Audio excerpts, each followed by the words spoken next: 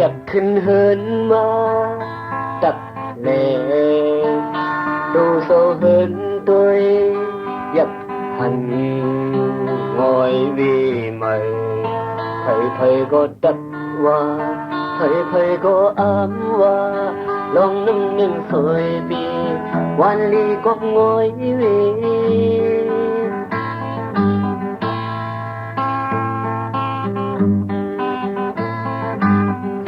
sông phơi đê ha ngồi vì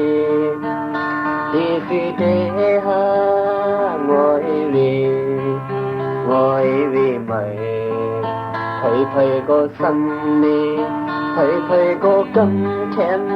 lòng năm niềm phơi bi quan ly có ngồi vì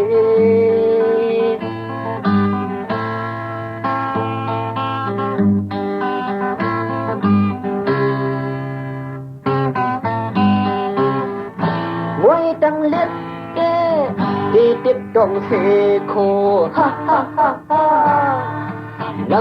lâm khay mình ẩm chi phải quân có ly phải cứng có ly ngồi tăng lâm dù nơi kiêng mà lại bị mơ nhau dòng phơi hu ha khép có lưng ấm ngồi tăng tu sâu hơn tinh lương thành ngồi tăng cầu thầy có lưng lê thầy lấy khơi lưng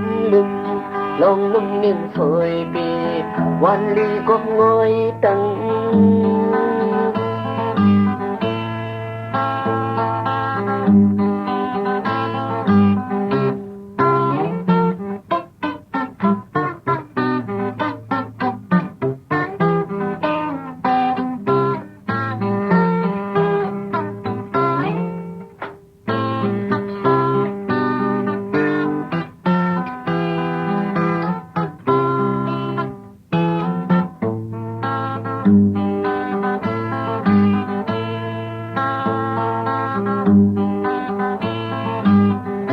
sông phơi đê ha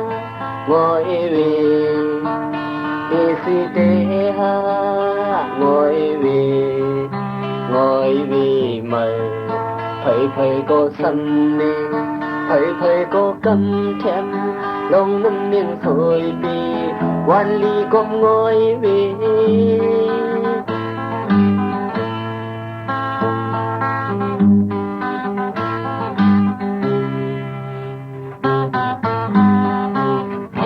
ngồi tăng lết tê đi tiếp đồng xe khô ha ha ha ha lâm khay mình ẩm khí phải quân có ly phải cứng có ly ngồi tăng lâm dù nơi kiêng mà lại bị mơ nhau dòng phơi hu ha chặt có lưng ấm ngồi tầng tu sâu hơn tinh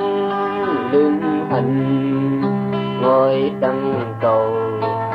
thầy có lưng lê thầy lấy khơi lưng lòng niềm phơi bi quan ly có ngồi tăng